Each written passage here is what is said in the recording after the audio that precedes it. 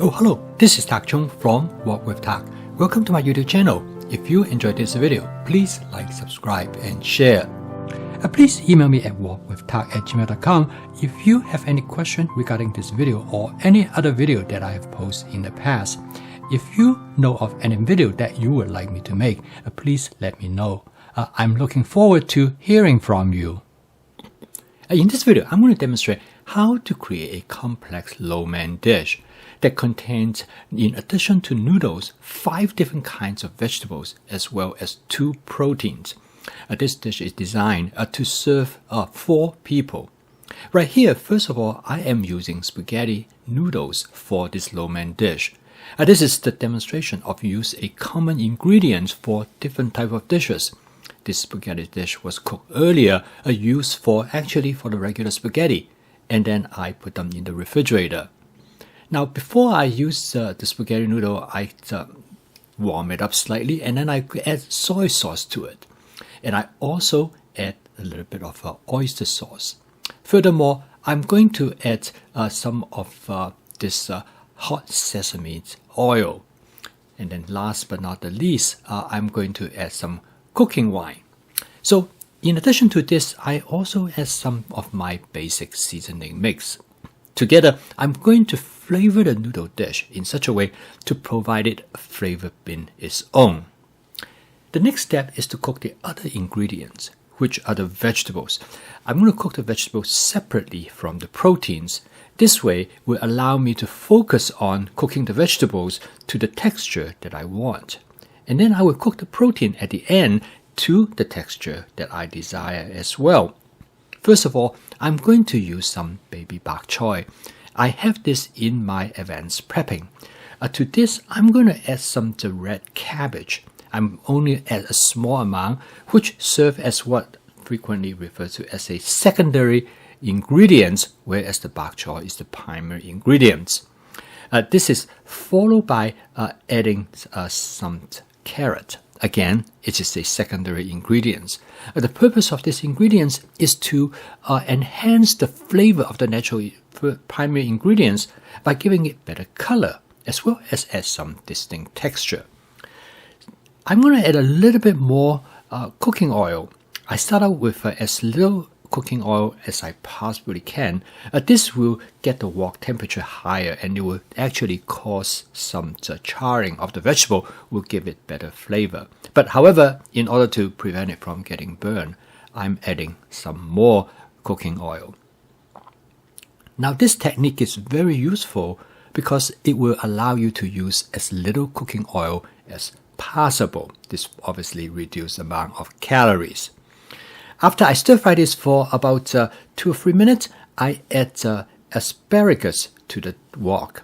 Again, this asparagus is in my advanced prepping. I use this asparagus for other dishes. Again, the same ingredients can be used over several different dishes. At this point, the vegetable is almost done. I add some cooking wine, and I check out the flavor as well as the texture. This sounds good to me. And I'm going to season it first with my basic seasoning mix. This will provide the foundation flavor for the dish. And then I'm going to add a small amount of soy sauce to provide the saltiness that I want. And my son likes this more salty. Normally, I probably won't add to it. And then I add a little bit of oyster sauce, followed by some teriyaki sauce. This is the type of flavor that in the past I find work well for baby bok choy, at least for me. Last but not the least, I add some cherry tomatoes. Now the cherry tomatoes add right at the end because I do not want to overcook them. I want them to be very lightly cooked. So when I bite into them, I will get a nice burst of that tomato flavor that I really enjoy. Okay, it is done. It takes about 7 minutes to cook this vegetable dish. Now I'm going to layer it over the spaghetti noodles. Now the spaghetti noodles, as I mentioned, I took it out from the refrigerator. I microwave it for about a minute and a half just to warm it up enough. But I don't need to warm it up too much because the cooked vegetable that layer over it will keep it warm. Okay, now I'm ready to cook the final ingredients for this lo mein dish. I'm going to use 2 proteins.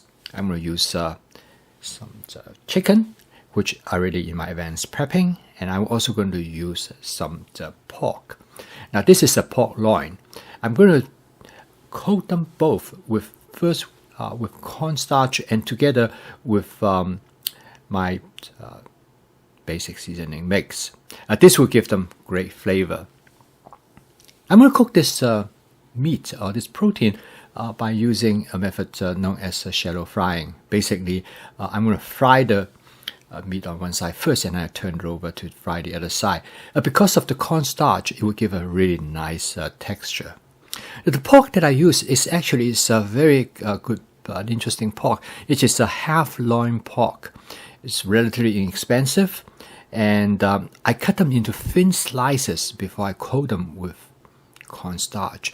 This will actually keep the pork really tender. It's a great way to do it. Next, after I fry the pork for about 60 seconds, I add the chicken to the wok. Again, this is a demonstration of sequential cooking because the pork takes a bit longer time to cook. Therefore, I cook the pork first and then I cook the chicken. I use a pair of tongs, which is very helpful. This will allow me to, first of all, tease the chicken and the pork apart. And then it will also allow me to flip them over the way how it will allow me to cook one side first and then cook the other side. As you can see, it gave a nice texture on the surface of the chicken, and it also caused some browning. By now, the chicken and pork is probably almost done. I switched to a wok spatula and to stir fry everything together. I'm going to season it first with some oyster sauce, and then this is followed by with some hoisin sauce. And again, to stay consistent with the vegetable, I'm going to add some teriyaki sauce. All this sauce combined make a really nice flavor. Again, this is through flavor chasing. I've experimented them, and I know this is what I like. So the final step is to put the chicken and the pork right over the noodles. Now, as you can see in here, that this is actually a very complex dish. It has 5 different kinds of vegetables and 2 different kinds of proteins. And this is then layered on top of the spaghetti pasta noodles. Now, you might ask, does the spaghetti pasta noodle good for low man? And my answer is absolutely. You will not tell a difference about it at all. Okay, the total cook time of this dish is about 12 minutes. It's not bad for a dish with this complexity. The key is that to have your advanced prepping ready, and this is what makes cooking this dish feasible. Please write me at walkwithtak@gmail.com if you have any question regarding this video or any other videos. I will answer you promptly. I post a video each day because I want to help you to make home cooking as part of your daily routine using my fast cooking system. If you'd like to learn more about my cooking system, please subscribe to the YouTube channel.